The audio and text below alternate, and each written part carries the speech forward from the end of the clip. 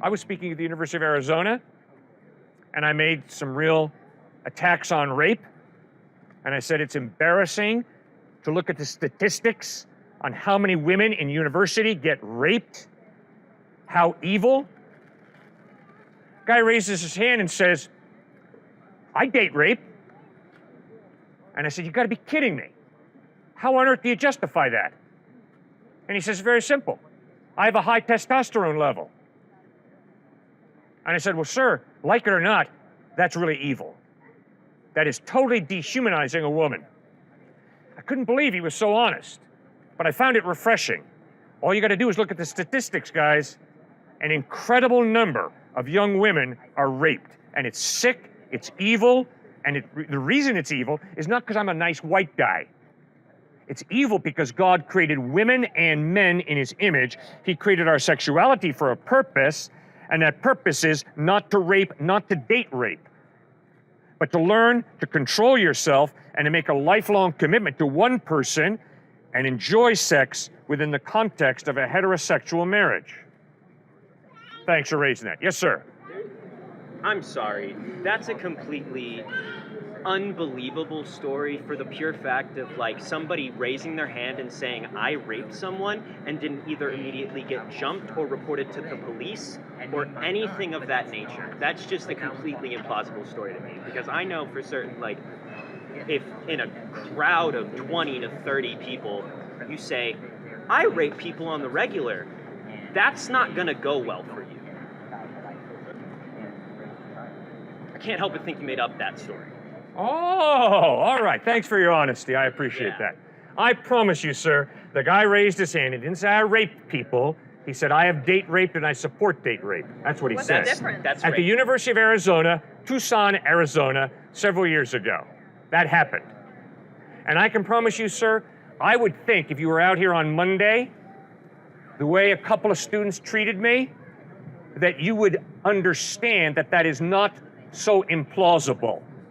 When I have a guy standing right here waving his backside in my face, that's pretty outrageous. We're asking, were there any repercussions? Like for him saying that he rapes people on the regular? He didn't say I rape people on the regular. He said I've done date rape. That is rape. Okay, define date rape just then, rape. because it sounds like you think that they're different things. That is just Yes, rape. they are different in a person's mind. A person will use the phrase date rape to justify their evil. The same way a person will use eugenics to justify wiping out Jews. No. Oh, yes. No. Oh, yeah, that's exactly what the Nazis Date did. rape is drugging someone to rape them. That is He rape. literally admitted to rape. Yes. And nothing happened. Nothing happened. I can't. That's not possible. I mean, Well, then you're living in fantasy, ma'am and sir. You're living. No. He said it flat out. And I can promise you, for you to say what you say right now and to think that you don't judge would be a joke. I judge someone who rapes people, yes. No. You made a judgment call about me lying. That is amazing that you would be that judgmental. Incredible. You weren't there. I was at the University of Arizona in Tucson, Arizona, and the guy said it flat out. And for you to say, I'm lying, wow, where do you get off accusing me of lying when you don't have the faintest idea what the guy said? And by the way, I also used to live in South Boston, and I also used to confront white racists. And I can promise you those white racists in South Boston said a lot of really trashy things. And I also was almost beaten up and and almost got bricks hitting me in the head in South Boston because I stood against racism. And I can promise you, 100 years ago, if that student on Monday would have done to somebody what he did to me, he'd have been in trouble. He's not in trouble today, but he would have been in trouble. Culture does change, doesn't it? What's acceptable and what's unacceptable in a culture changes. so you saying that him saying that he date rapes, are you saying that that's acceptable? Is that what you're saying? How on earth, in light of the fact that I just said, that was absolutely evil. I confronted the guy and I said, sir, what you did was evil. in spite of the fact that you have a high testosterone level. But you did nothing about it. You didn't report him to the police? You say it's He evil, just- but you do nothing about He it. just admitted verbally to raping someone. That is grounds to go to the police and say, hey, this student, take a picture of it, because you can do that, free nation. Take a picture of him and be like, this student on the University of Arizona campus right? told me he raped someone. Yeah. And that he partakes in date rape. You didn't go to the police and at least give them a description of the guy. No, I did not. So you're part of the problem then. You're just allowing The it to police happen. were already there. The security was already there, and the security chose to do nothing. It's a free speech area. We were having a dialogue, and the police chose to do nothing. But they were there, same way security's been around here. Security's been around here, I don't and they don't stop people from saying what they say. Okay? Like all the way over there. Why does it seem that hypocrites are more relevant in society today, or at least more obvious than those who are not hypocrites? Because you haven't watched carefully enough all the humble followers of Christ on this campus who serve the poor, feed the hungry, just the way Jesus did. You don't need me to tell you about Frederick Douglass and Harriet Tubman. Go out and watch the movie, Harriet Tubman, produced in 2019, about a black slave who escaped slavery, and then due to her faith in Christ, she went back south. She went back and rescued hundreds of slaves from slavery because of her faith in Christ. Come on, wake up, you guys. Smell the coffee. There are followers of Christ all around who are doing incredible deeds in obedience to Jesus Christ. But my point, I think, maybe, and a lot of people hold this belief, like, what can we do about this hypocritical Christianity? Because it seems to be a pretty big problem that seems to be impacting a lot of people's lives in a real negative way. Yeah. And so, as somebody who's, like, having this platform and really, like, talking about, you know, how great Jesus is, I respect that. I 100% respect you for that, and I respect you to have that belief. But I think that you've got to recognize that whenever other people hear that, they're expecting you to turn around and acknowledge, like, okay, but here's the work that we got to do, okay? Here's all the kids that keep getting diddled, and this is what we're going to do about it, okay? Here's the all the homophobia that happens. Here's what we're going to do about that, you know? I think that that's what people want to hear. Good. I am convinced that the ultimate solution to America's problem is not going to occur on Tuesday. And it's not going to occur in 2024 either. I'm saying the ultimate solution to America's problems is Jesus Christ, not a political agenda. I don't care if it's Republican or Democrat. Why did God allow Hitler to kill 6 million Jews in Germany? Why does God let normal, healthy, innocent children die of natural disasters and severe diseases and war? Ultimately, Doesn't this prove that God is disinterested in human affairs?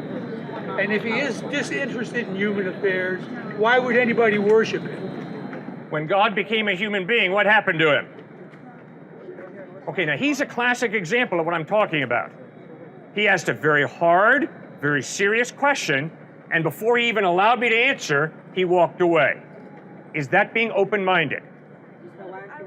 No, he didn't ask a question. He made a point. But he disguised it in the form of a question. That is intellectual dishonesty. So I'd like to hear the answer. I'm so sorry, you go ahead. Oh, I was just saying I'd like to hear the answer to that question. Why should we worship him Thank if he you. either doesn't care if we die Thank you or very if much. he's not all powerful? I appreciate your honesty. First point, when we say that God is all powerful, we do not mean that everything that happens is God's will. Why? The all-powerful God chose to limit his power by creating us with a free will. So if I walk up to her, smack her beautiful face, and then turn to you and say, God made me do it, I'm a liar, I'm a con artist. God gave me a hand for a purpose, to respect her and to love her. But because I have a free will, if I choose to abuse this hand, roll it into a fist and send it crashing into her beautiful face, and then have the audacity to say, God made me do it, I'm a liar and I'm a con artist. Yeah, I have an issue with how you're characterizing moral relativists. Yep. It seemed pretty disingenuous saying that like there's no basis at all that anything can come around because of cultural norms, when moral relativism could be based within a specific ideal. Probably the biggest thing I can harken back to is as society was forming with just humans or even Neanderthals or Australopithecines, there was a founding moral there which would be the good for society, the good for our tribe. Now, that's obviously evolved pretty far from where we're at right now, but to say that a moral relativist can justify Nazi Germany, which a bad one probably could, but just as a bad Christian could inspire the Crusades to go kill a bunch of Arabs, you probably shouldn't be judging it based on just the bad apples, right? My simple point is, all of my atheist friends are good people. They want to do good, a lot of good. But they have no intellectual foundation for good versus evil.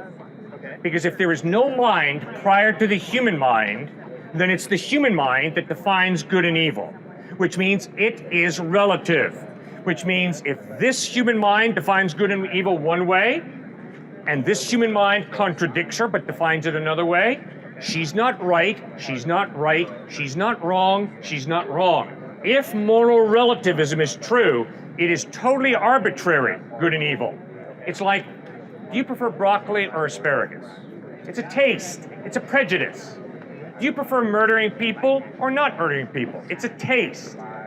The reason that you should believe in God is because you know that that's rubbish. And you can't live that way. Which is God knocking on the door of your mind saying, wake up and smell the coffee. There are objective moral absolutes, and you know it. Every atheist knows it, every agnostic knows it.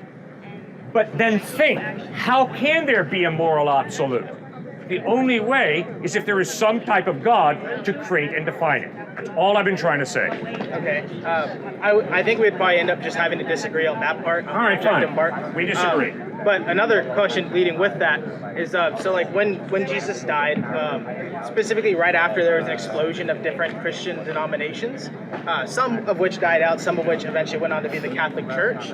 How could you say that the taste of broccoli and asparagus would be objective when we don't know all the interpretations of Christ that came around when it first evolved from just a sermon, from the Sermon on the Mount? So if somebody only speaks English, they ought to read the Hebrew Bible to be correct? False. Okay, why? Because translation is a study that involves integrity or a lack of integrity. Okay. And if a translator has done their homework and studied two languages, and if they're a person of integrity, they can translate from French to English, from Spanish to English, from Greek to English, from Hebrew to English. And translation is a very precise study. Now, is it absolutely like mathematics? No, it is not like mathematics. Because you're taking grammar, syntax, vocabulary of one language, and you're translating into a different language with different grammar, different syntax, different word meanings. Okay. So it's not as precise as a mathematician would like, but it's a very precise study, but it's different from math.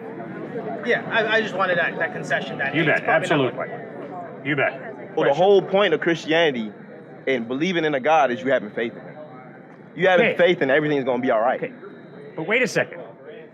There's such a thing as sincere faith and insincere faith.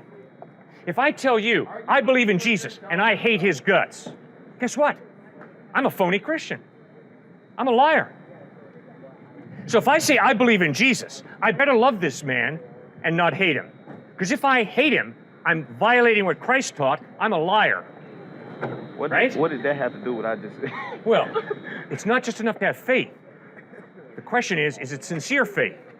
It better be sincere faith, because there's a boatload of insincere faith shown in just what this guy on the bike was talking about, Christian hypocrites.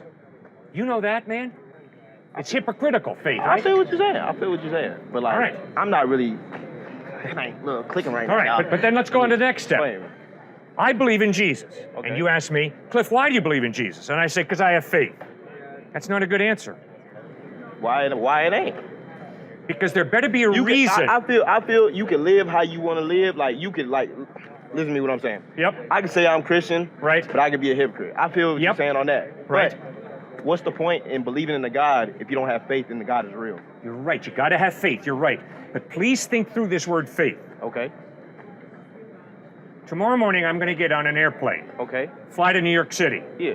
When I'm standing there at Austin Airport, can I prove to you that that hunk of metal is going to bring me safely to New York? Okay. No, I can't. But is there evidence that that hunk of metal was put together by reliable mechanics? Yeah. So based on that evidence, I'm going to take a step of faith. Okay. And I'm going to make a commitment to a hunk of metal to fly me through the sky to New York City. Okay. You see, there's faith. Biblical faith is evidence plus commitment. Okay. That's why Paul writes in 1 Corinthians 15, if Jesus Christ is not risen from the dead, our faith is bankrupt, false, Okay. foolish. But because Jesus did rise from the dead, our faith in him is good, reliable faith. I don't believe in God because I'm scared to die. I believe in God because the evidence of your eye convinces me there's got to be an intelligent mind behind you. You got it. Good to meet you, man. If I say, ma'am, I've really enjoyed talking with you, I'm making a judgment call, right? I'm saying, I've really enjoyed your respect, your politeness, thank you. If I say to you, you know, I really don't appreciate the way you were disrespectful, that's a judgment call. That is different from, your motives are bing, bing, bing. I don't know what your motives are. I do know that you were either respecting me or disrespecting me, at least that's what you communicated, but I don't know what your motives are. What you did 10 years ago, I don't have the faintest idea. And so if I tell you, after you tell me what you did 10 years ago, if I look you in the face and say, you're lying, that's incredibly judgmental. Because I don't know what you did 10 years ago. Okay? So, we're out here making a lot of judgment calls, saying, this is true, this is false.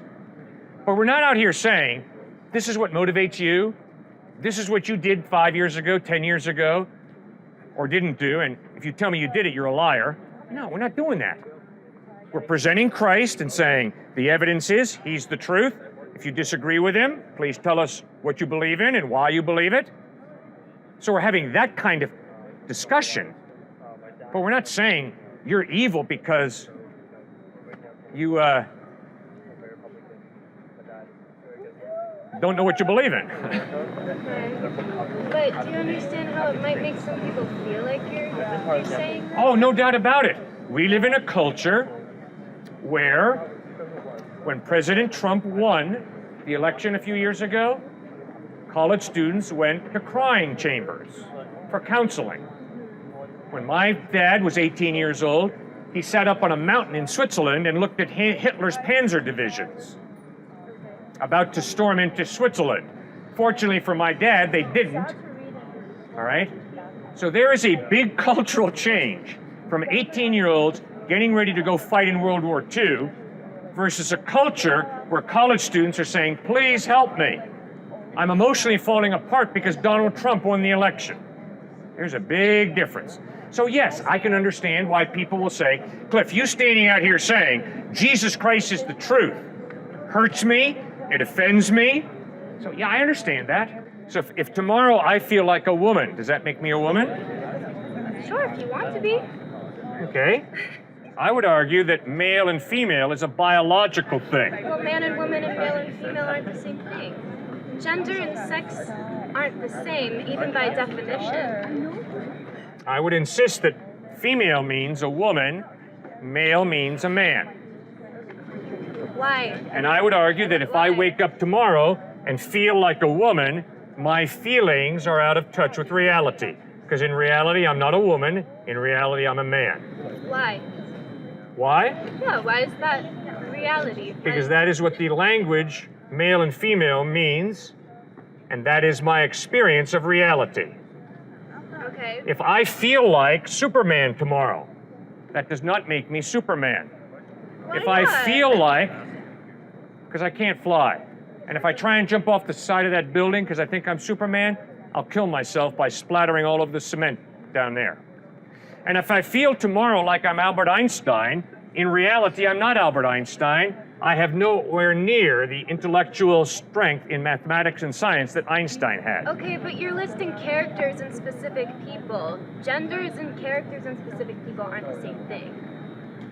Well, I think That's gender not is very comparable. physical. You're either male or That's female. sex. Very There's a biological. difference. If you look up the definition, it's very different, sex versus gender. Just because I feel something doesn't make it true. Sort of. I feel like you still didn't really address what I was saying about sex and gender being Fine, ma'am. So if you want to call yourself a horse, that's fine with me. You're a horse. I love horses, okay? If you want to call yourself they or it or he or she, go right ahead. Call yourself whatever you want to. And I respect your right to call yourself whatever you want to. I don't understand it because I don't think you're a horse. I don't think you're a they. I think you're a person that I'm trying to take seriously. And based on what I see, I don't think you're a guy. Maybe you are. I'm not a guy. All right, okay. So I would call you she. But if you don't like that, tell me what you want me to call you and I'll try and call you it. Whatever pronouns, I don't care. But All right. I don't know. I'm confused. If you're so into like seeking truth, I'm confused why you don't have a reason for why you say that sex and gender aren't different when Well, what is the difference? Just to educate me. Tell me, what's the difference between gender and sex? sex is your like reproductive organs Okay. and gender is the like social constructs and Yeah. like things associated to that. So is a person going to go to hell or face some sort of issues if they identify as gay, if they are intersex and choose not to have an operation, if they choose not to adhere to normal gender norms? No, nobody goes to heaven because they say, I'm a guy, or I'm a girl, or I'm they. It's not the issue. The issue is how do you as a person respond to Jesus Christ, respond to God? That's the issue.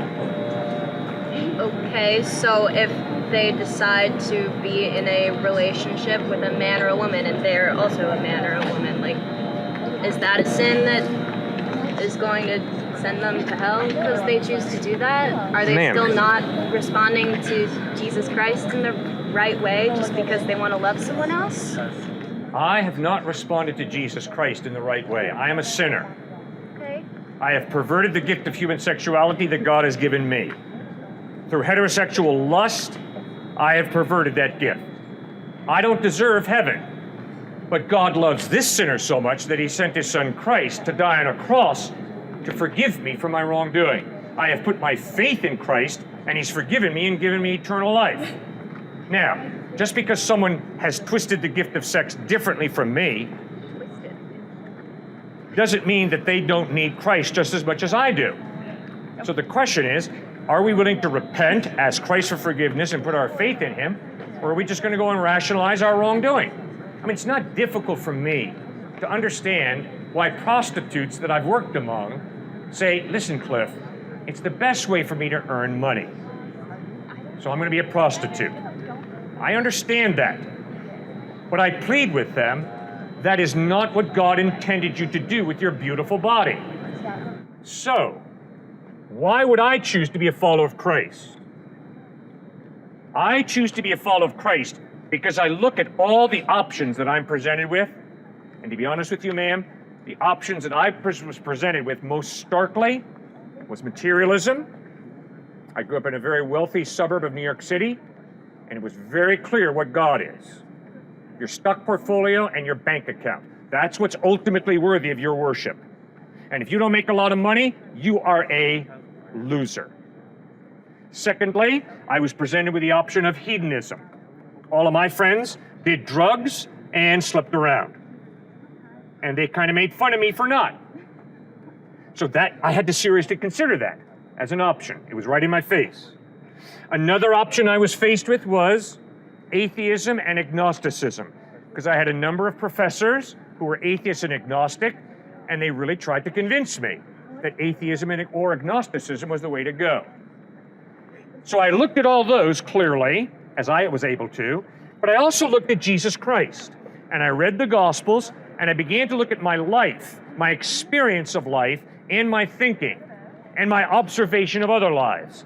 And I became convinced over a long period of time that Jesus Christ was so superior to every other option. It's a no-brainer. A no-brainer. Then I began to speak on college campuses, and I began to realize, you know something, these professors are a lot more intelligent and a lot more educated than I am. So maybe they know something that I don't know. And so I began to ask very intelligent professors. We're talking MIT, Columbia, University of Pennsylvania, the Ivy League schools. We're talking about Stanford. And I would ask them two questions. The first question was, what are you living for?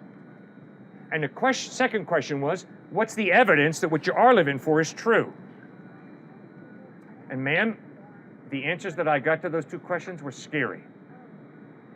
They were so poorly thought out. They were backed by almost no evidence.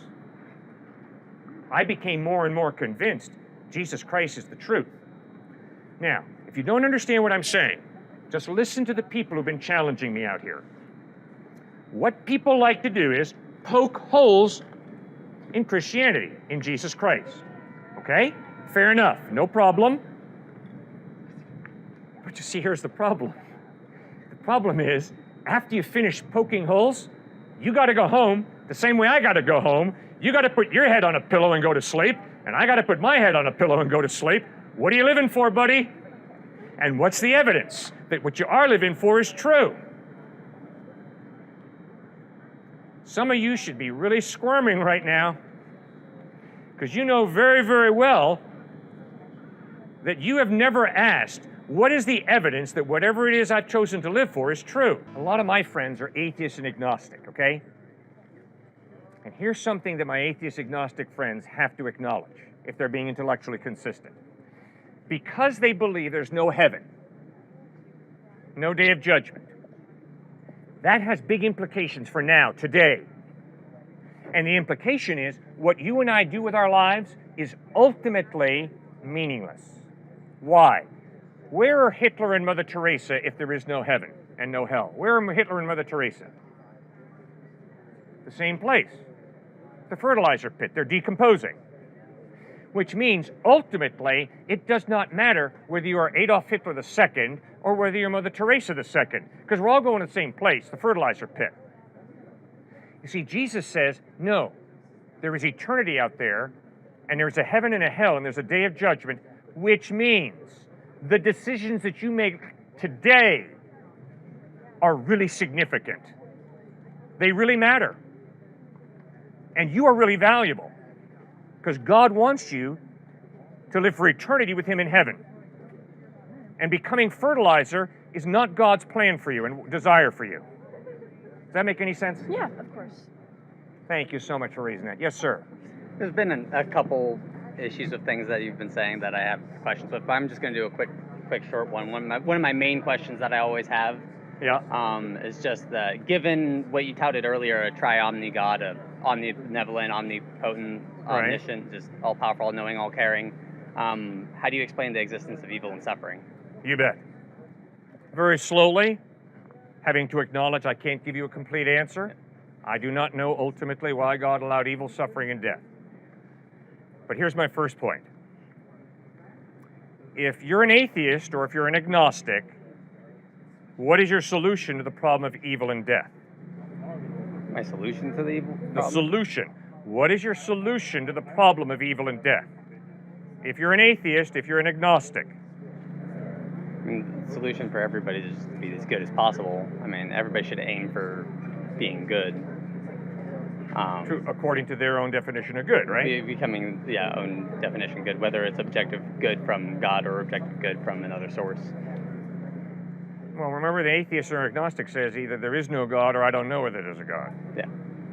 So good is not defined by God if you're an atheist. Yeah. If you're an atheist, good is defined by your culture or by the power elite or by yourself or by majority opinion.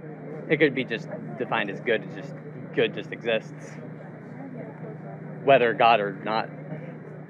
How can good just exist? Good could possibly because I don't know if there's a God or not. But I mean, if there is such a thing as a God that is out of time, like that is eternal, why can't other concepts like good just be out of time and eternal, just a thing that exists like God? Okay. Sir, good is an intangible value. You cannot see good. You can't see God either. Exactly. You cannot measure good, right? You can't measure God. It Good, could exist exactly. eternally, just like it could just be God. It could just be God. It could not be just God. It could just be the existence of good and evil that just exists in the world. But given a tri-omni God who's all-powerful and all-caring, why evil and suffering exists doesn't make sense to me. Okay, good. You hang with me and we'll go. He's as powerful and caring as he says. In order to understand goodness, there has to be a mind. This tree has no understanding of good. This cement has no understanding of good. See, good can't just exist, because goodness requires definition, and it's an intangible value that you can't measure. You can't grab goodness, which means you got to have a mind involved in defining what is good. If we're going by that definition, then what is defining God? Okay, What we'll created get to that. God? We'll get to that. All the arguments you could give for God could also go for good, just as a general concept. It could just exist eternally out of time, unmeasurable. No, sir. That's not fair. If God exists, God doesn't depend on anybody. If goodness as an intangible value exists, it depends on a mind to define it. God would also be an intangible. Obviously, that's right. It could, like, coming from a different viewpoint, outside of trying to see where, the reasoning for things, you could say that it could be what we define as God, societally, could just be the existence of just that good, in the same context of eternal and timeless and all that. Like, if there is no God, goodness is not eternal, because goodness demands a mind to define it. Then which means, in giving that same argument, then what mind defines God? There would be something above him if something has to make him or define him. No, God can be an eternal being without beginning, without end. I don't think you see my point, because goodness could be the same thing. You're not listening, sir. You're giving goodness a different definition. No, sir, you're not listening to me, and I don't appreciate it. I've told you flat out, and I think you're smart enough to get this point. Goodness demands some mind to define it. The tree, the cement, has no ability to understand goodness. You've got to have a mind. Do you see that, or do you disagree with me? I think we're coming to different definitions of good, because then, there's still, outside of that though, given your definition of good, still, why is evil or suffering? Forget my definition of good. Your definition of good. I'm just saying, given yours, why does evil and suffering exist? All right, You're fine. evading that part of the question. Okay? But sir, I got a real problem with your thinking, all right? I don't think you're being honest with yourself. That's not fair. You know very well that I've cornered you totally, intellectually. You know very well that you cannot have goodness without some type of mind to create and define it. It's impossible. This does not define goodness. That does not define goodness. And that camera does not define goodness. And your glasses do not define goodness. Neither does your shirt, your pants, or your sneakers. You've got to have a mind to define goodness. Sorry, you have no option intellectually. This has nothing to do with God. It has nothing to do with Jesus. It has to do with simply thinking fairly. All right, moving on to next. Okay, but your point is, okay, but if this good God exists, why is there evil and suffering? It's real simple, sir. If an all-powerful God chooses to partially limit his power by giving you a free will, by giving me a free will, then if I go up to her, slap her in the face, and say, God made me do it, what am I? A liar, a total liar. God gave me a hand for a purpose, to respect this woman, to love this woman. But because I have a free will, I don't have to respect her, I don't have to love her, I can steal her backpack, I can smack her around, I can abuse her. And if anybody says, God made me do it, they are a Liar. Flat out. So, why does evil exist? Evil exists because God limited his power. He's all powerful, but he limited his power by choosing to give her a free will, me a free will, all of us a free will. Does that make any sense? It kind of answers it for humanity, but suffering also exists just in the animals.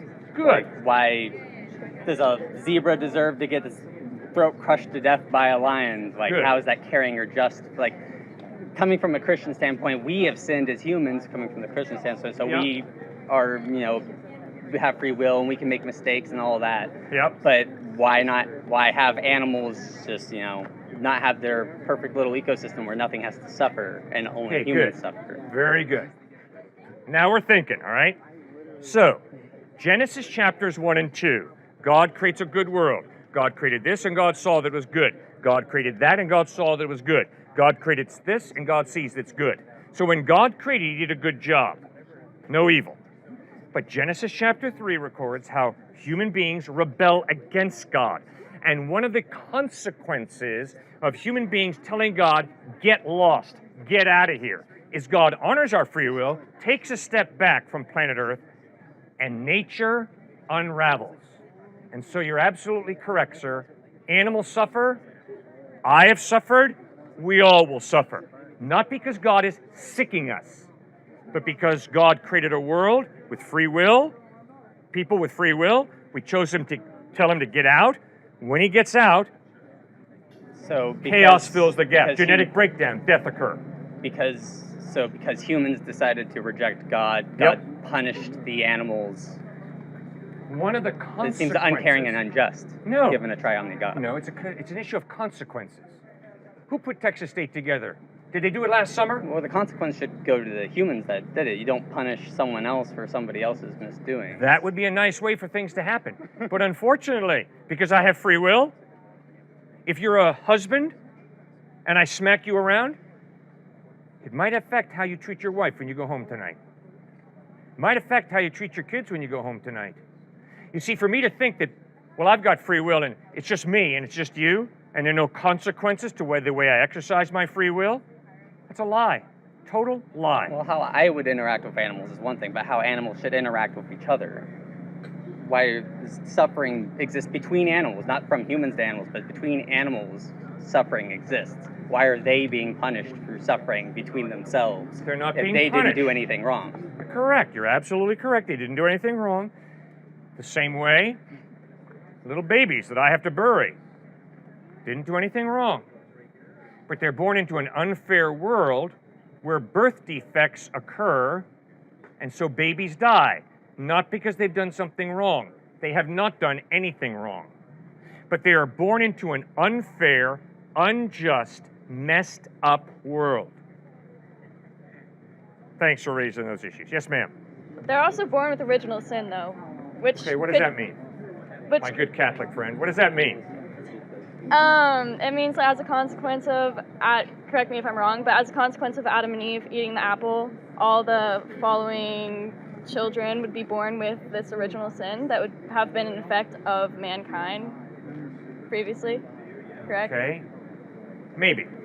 And at least also the way I was brought up was that if you were not baptized or had your original sin reversed, you would not be able to make it to heaven. Yeah, so I totally disagree with that. I don't think there's any biblical basis for that.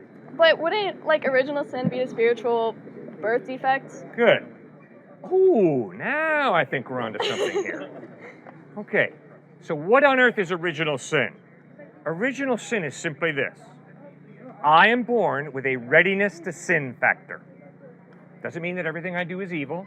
My atheist friends do a lot of good. They've got a conscience. But all of us have sinned. Every atheist, every agnostic, every Christian, Jew, Buddhist, Hindu, we all have sinned. Part of the reason we have sinned is because we're born with a readiness to sin factor. Let me give you an example. When I was 4 years old, I was in a sandbox playing, and my friend had the audacity to hurt me. So very naturally, I took up the metal truck, and I said, really? Bam!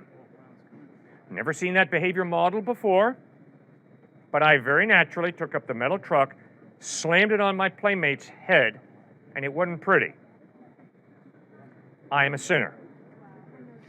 That's my son over there, walking this way. He used to sit on a baby chair.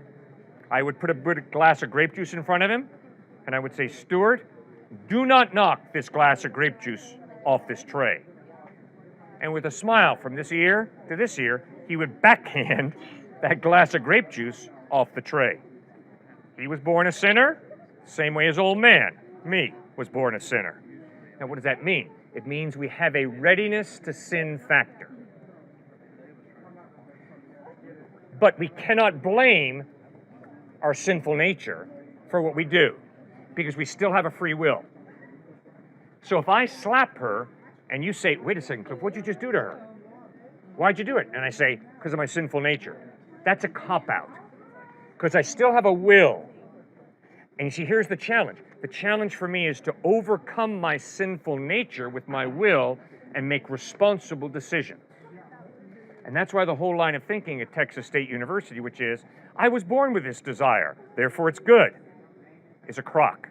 Well, can I ask you then, do you believe that babies are born with an understanding of good versus evil, or do you believe that it was taught by human nature? Good, very good question. I'll answer this and then Stuart, you answer it. I am convinced that my little granddaughter, who is 6 months old, his daughter, has no understanding of what good and evil are. But I am convinced that when she comes of age, and I think for different people that's different, she will develop her own understanding of good and evil. Will that understanding be heavily influenced by her environment? Yes, ma'am. Will her understanding of good and evil be limited by her environment? No. Once again, smack. Sorry you're getting hit so many times today. You ask me, Cliff, why'd you do it? And I say to you, because I grew up in an environment that taught me that women who wear this color sweatshirt deserve to be smacked. It doesn't cut it. Because although my environment taught me that, I still have a conscience, a rational mind, and I am responsible before God to exercise that and to contradict my culture, to contradict my environment when I begin to realize my environment is wrong. Let me give you one quick example. Yeah, no, go ahead. I played major college basketball. I was the worst guy on the team. I had good seats for every game. But I can promise you, almost, not everybody, but almost every guy who I played college basketball with had a very clear understanding of what human sexuality was all about. It was all about getting as many good-looking women into bed with them as they could. And so I had to exercise my conscience and my rational thinking. I had to ask, is that why God gave me my sexuality? To have sex with as many good-looking women as I can.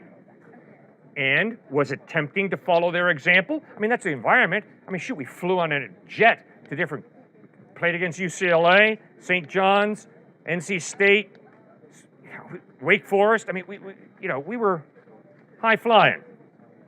Okay, and so we all knew what we did at night. All right? So I had to make a decision. Is that the right way to live? Is that the right way to treat women? Is that the right way to express my sexuality?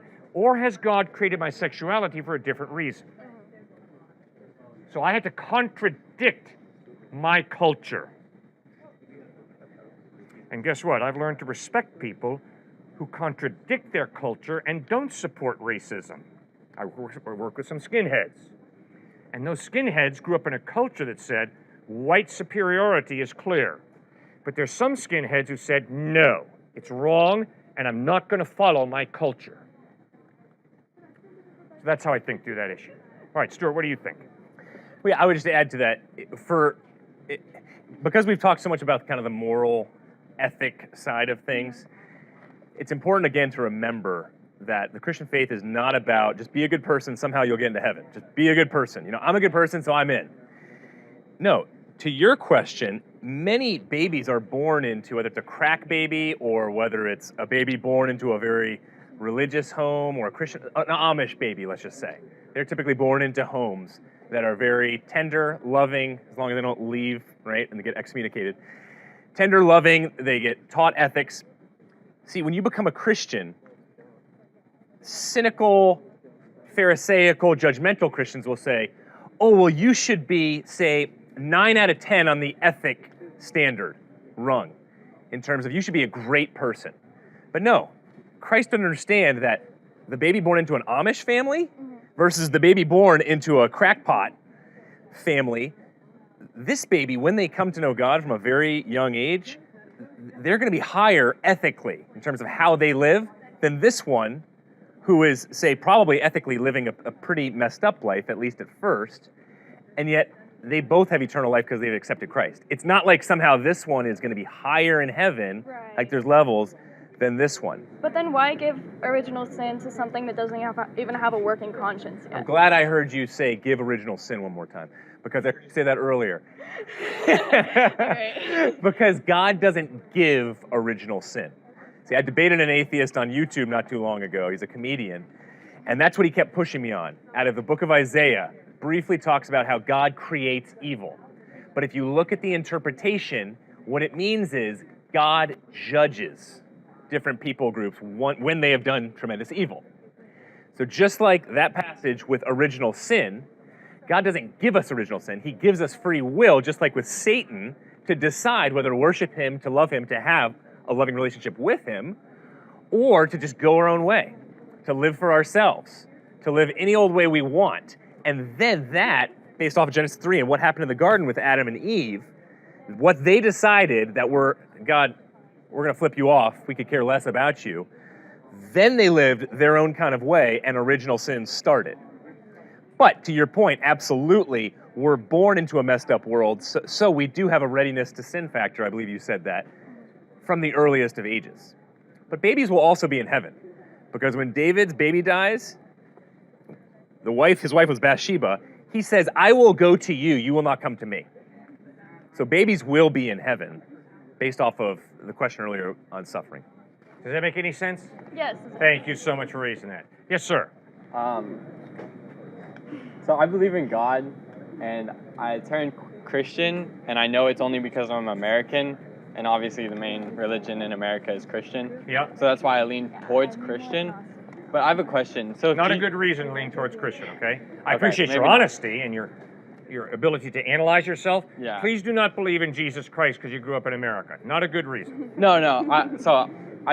I believe in God. Good. And I didn't before. Right. But I'm still stuck on this whole Jesus thing. Yes. Because if he's sinless, like, yes. Is there a possibility that there will be another person born that's sinless? Or is Jesus the only one? Well, Jesus is the only one that I know of so far who's been born sinless. Mm-hmm. And I think it's highly unlikely that someone will be born sinless. I guess my main question is I can believe in God because I know I can't see him factually, but I have a belief in him. Yes. But I don't know if I can believe in Jesus because he was on earth. Yes. And not everybody was there to prove whether he was sinless or not. Like, he wasn't surrounded by people 24/7 saying... Good point. Very good point. Yeah. So maybe Jesus did sin at some point. Mm-hmm. But I have to follow the evidence. And the evidence is the Apostle John lived closely with Christ for 3 years. And in 1 John, John writes, in him is no sin. So you're right, John didn't live with Jesus intimately for 33 years, just for 3 years. Yeah. But I can promise you, if a dude lives with Jesus for 3 years and can honestly say, I've never seen the guy sin, that's pretty impressive. Then in John chapter 8, Jesus looked into the faces of his enemies and asked them, which one of you can prove me guilty of sin? And his enemies were silent. Whoa! I can promise you my enemies can point out many times that I have sinned. Stuart? Tacitus, Pliny the Younger, Josephus, many of these external sources, he was talking about internal sources with the Gospels, talk about not so much Jesus. Jesus was talked about in a way where he was a magician, Josephus talked about, how he was nasty. But then other sources contradicted him, saying that he just hated Christianity. That's why he was saying that about Jesus. So I would look more so at his followers to talk about the sinlessness, because they were known for a few different things. One, against infanticide. They were pulling babies off of garbage heaps. 2, egalitarianism. They treated everybody equally. 3, they were made up mainly of slaves who were coming into the church. 4thly, they were non-retaliatory. they were known in a very weird kind of way to actually not get revenge on other people groups, which was huge during that day. So I'd look at Christians as the evidence for Christ. Okay, now I like you a lot. So you're being honest, so keep going. Yeah, so maybe this is just like the belief part, but I have a hard time believing that part. Like I can believe in God because I know I can never see it. We can never see God. Well, we can never see him like visually. Is that why you believe in God? Because you can't see him? No.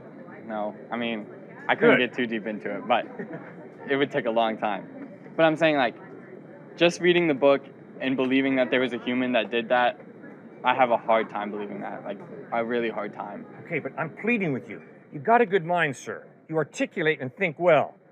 Now remember, you can't believe in God simply because you believe in God. You believe in God because there's evidence. A lot of it's common sense. Well, my evidence is that there is an objective truth. Good. And that from that there is a good. All right. But I don't see Jesus in all that. I don't Okay, see all the right. equation of that. Okay, but remember, we're starting off then with defining faith. You don't believe in God simply because you believe. No. You believe in God because there's evidence that God exists, right? Yeah. Okay, excellent. Now just do the same thing with Jesus. Read the Gospels. Sure, yes. And yes, it's going to be different. The evidence that God exists is not historical. It's philosophical. Right. You see order and design, points to a designer. You see a moral absolute, an objective moral, points to a moral lawgiver. Okay, you've got your evidence. Now, when it comes to Jesus, it's not going to be philosophical. Why? Because he claimed to be God in human form. But I like that, because that means we can historically analyze Christ. Which is why Paul writes in 1 Corinthians 15, if Jesus Christ is not risen from the dead, we're idiots for believing in him. Because the veracity, the truthfulness of Christ is based on his claim, I'm going to die and rise from the dead. Ooh, that was a big mistake, Jesus. What's the mistake? You gave us a way to verify you or falsify you. If you don't rise from the dead, you, Jesus, are a liar. But if you did rise from the dead, you, Jesus, are the truth.